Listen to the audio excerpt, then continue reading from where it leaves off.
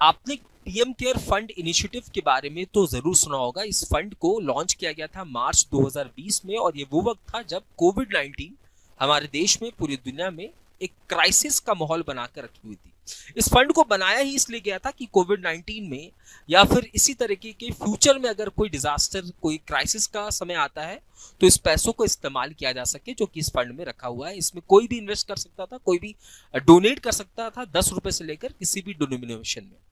अब समय समय पे पिटिशनर्स ने सुप्रीम कोर्ट में, हाई कोर्ट में ये पिटीशन फाइल किया था कि भैया क्योंकि लोगों का पैसा है तो हमें ये पता होना चाहिए कि कौन से व्यक्ति ने कितना पैसा डोनेट किया है, पैसों का इस्तेमाल कहाँ पे किया जा रहा है। तो सुप्रीम कोर्ट ने भी और अब दिल्ली हाई कोर्ट ने ये गिरीश मित्तल नाम के व्यक्ति थे जिन्होंने दिल्ली हाई कोर्ट में ये पिटीशन फाइल किया था कि हमारा ये राइट टू इंफॉर्मेशन है कि इस फंड में कितना पैसा है, कितना पैसा कहाँ इन्वेस्ट हुआ, कितना पैसा कहाँ लगा है, ये जानना जरूरी है।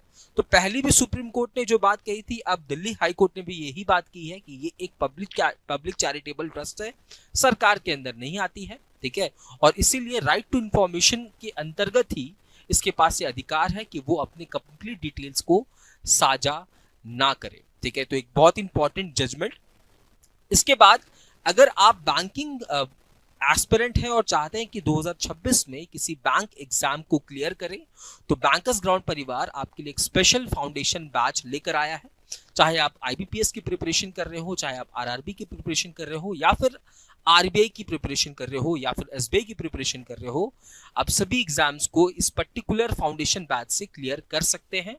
वैसे तो इस बैच की फीस 4999 है, लेकिन अगर इस बैच को आप आज रात 11:59 तक अवेल करते हैं तो ये बैच आपको सिर्फ 1599 में मिलने वाला है।